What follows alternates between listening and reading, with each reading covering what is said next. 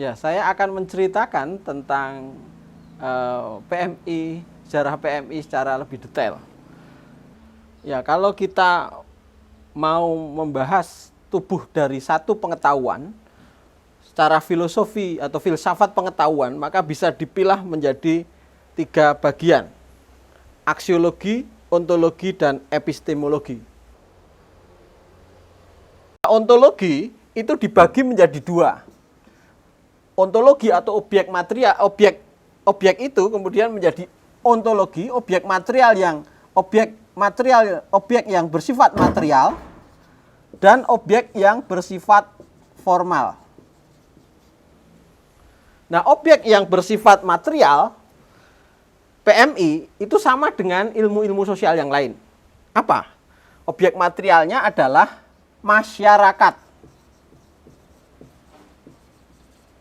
Jadi masyarakatlah yang dikaji oleh pengembangan masyarakat Islam. Bukan kura-kura, bukan alam, bukan gunung, tapi masyarakat. Loh, kalau masyarakat, apa yang membedakan PMI dengan ilmu-ilmu sosial yang lain? Jadi kalau ilmu sosial itu kan yang dipelajari masyarakat. Tapi masyarakat itu kan punya banyak bagian. Nah, makanya kemudian objek formal ini, ontologi objek formal ini adalah apa yang membedakan satu ilmu dengan ilmu yang lain. Nah, PMI dengan ilmu yang lain, misalnya dengan sosiologi, itu kalau sosiologi itu hanya membaca masyarakat, menjelaskan masyarakat, mendeskripsikan apa yang terjadi di masyarakat. Tapi kalau PMI tidak sekedar mendeskripsikan, objek formalnya adalah merubah masyarakat. Jadi PMI, objek formalnya adalah melakukan social change, perubahan sosial. Makanya orang-orang PMI itu bisa disebut sebagai change maker, orang yang suka melakukan perubahan sosial. Di beberapa terminologi, orang-orang yang bergerak di pengembangan masyarakat itu juga sering disebut sebagai social engineering. Jadi orang yang melakukan rekayasa sosial, meskipun rekayasa sosial itu sering ditafsirkan agak negatif oleh beberapa kelompok. Nah, yang kedua kemudian aksiologi. Aksiologi itu artinya adalah untuk apa ilmu itu ada. Tentu kalau dalam konteks ini adalah ketika ada masyarakat kemudian mau dirubahnya sampai ke jauh mana masyarakat itu. Nah, diskusinya ada di ontologi. Masyarakat yang seperti apa yang dicita-citakan oleh PMI.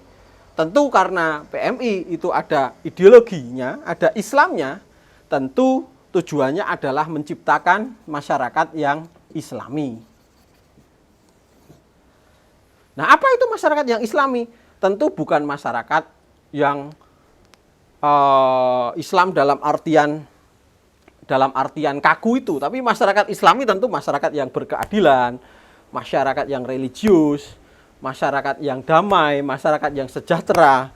Tapi untuk menemukan masyarakat Islam yang seperti apa tentu agak susah. Ini nanti akan dikaji di kuliah-kuliah selanjutnya tentang masyarakat Islam itu yang seperti apa. Tentu masyarakat Islam itu menurut saya masyarakat yang dialektik, masyarakat yang selalu ada tesa, ada antitesa, selalu bergerak terus-menerus. Nah, meskipun kemudian kita bisa mencari konteks bahwa masyarakat Islam itu tentu ada ketika Nabi ada. Ketika Nabi itu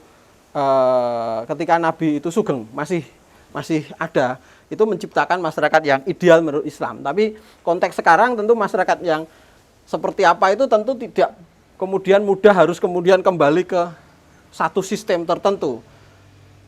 Ini dialog terus-menerus. Nah, kemudian kajian PMI yang selanjutnya adalah yang disebut dengan tubuh PMI yang selanjutnya adalah epistemologi. Apa itu epistemologi?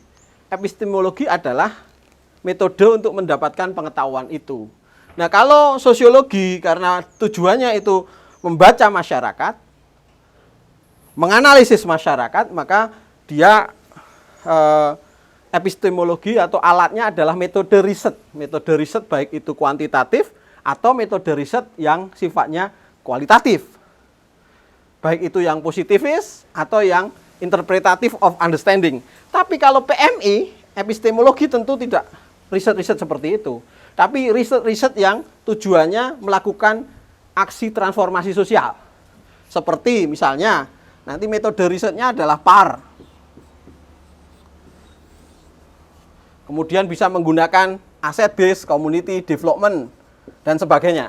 Jadi intinya bahwa PMI itu tujuannya adalah untuk merubah masyarakat, atau kemudian PMI itu objeknya adalah masyarakat, tapi tujuan utamanya adalah melakukan social change atau perubahan masyarakat.